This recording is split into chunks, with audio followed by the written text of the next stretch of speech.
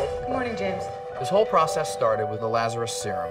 The goal here is simple, to bring someone back from the dead. Event 1 in 3, 2, 1. No effect. Maybe if we up the dosage next time, if we up... You okay?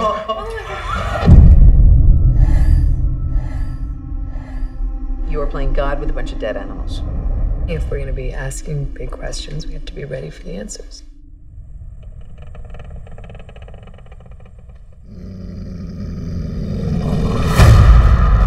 Whoa, that's too much neural activity.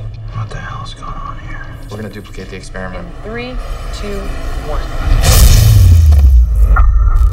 Zoe, she's been electrocuted. Clear? I'm not gonna lose her.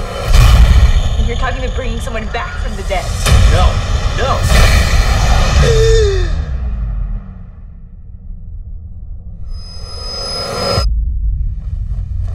Hey, sweetheart, it's me.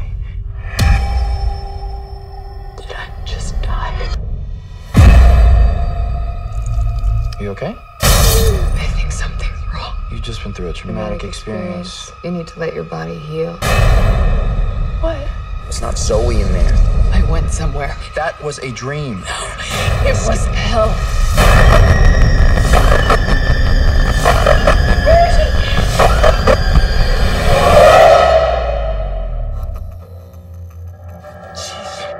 Zoe, we can help you. It's too late for that. You have no idea what you've done. But you will.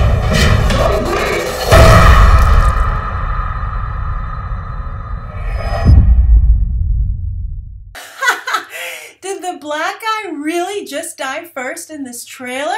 I can't believe it. When is that stereotype in Hollywood horror films or action films gonna go away? Hopefully that's just a misdirect in the trailer, because not only should the black guy not die first anymore, but who kills Donald Glover early on in the film? He's a major asset. And talking about assets in this film, I think the whole cast seems really strong.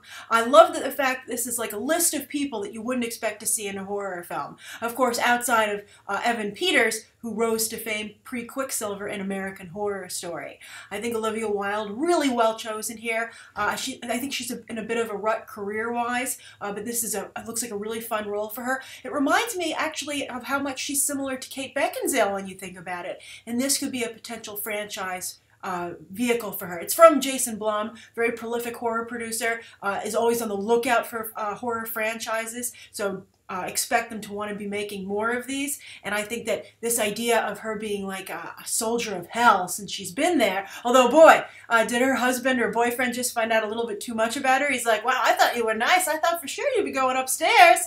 So that's one accidental revelation about going through this experiment. And also, talking about coming back from the dead, you know, this is a total redux of Flatliners, which I think is very interesting. But you've got Donald Glover, Olivia Wilde, Mark Duplass. How funny is it to see him in a horror film?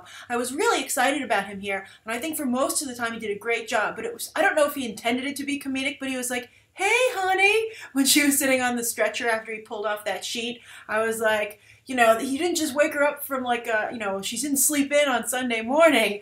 This is a little bit more dramatic than that. And I was just like, oh, he's so gonna die. But apparently not before Donald Glover. Also, early on in the trailer, when they had that, they experimented on the dog, I was like, who brings that dog home? I'd be like, let's put it in a cage for a while and see how this works out. I wouldn't be like, Fluffy's alive or Rover's alive. Let's take him home and go to sleep. I mean, I once half sat with a cat and it freaked me out so much because it knew how to wake me up by tapping me on the shoulder. I kid you not that for the rest of the time, overnight, I closed the door and that cat hadn't come back from the dead. But I was like, you know what, let's sleep in separate rooms. So I'm just, you know, animals are surprisingly cognizant without having been experimented on. So I think there's a lot to like here. I like having a film that doesn't just feature teenagers. I know that's a horror staple, but I think it gets boring after a while. And that's one of the things I like about Jason Blum. I think he's a fantastic producer. I think he's really good at finding talent. A lot of people, James Wan, he helped discover. Scott Derrickson, who's gonna, he didn't discover him, but he, got him on his way, and he now, of course, is part of the Marvel universe with the upcoming Doctor Strange movie, so he's really good at finding talent, or at least having talent gravitate towards him. But I also like the fact that his horror films aren't too gory. You know, there's something that I think mainstream audiences can enjoy. Like, I know I can go into this film, and it's going to be scary, but it's going to also be interesting, and it's not going to gross me out. It's something I'm going to be able to enjoy, which is a big problem with me with horror films if you're a regular viewer of this channel. So I love it. Flatliner 2015. I think it's a really cool idea. I love the cast.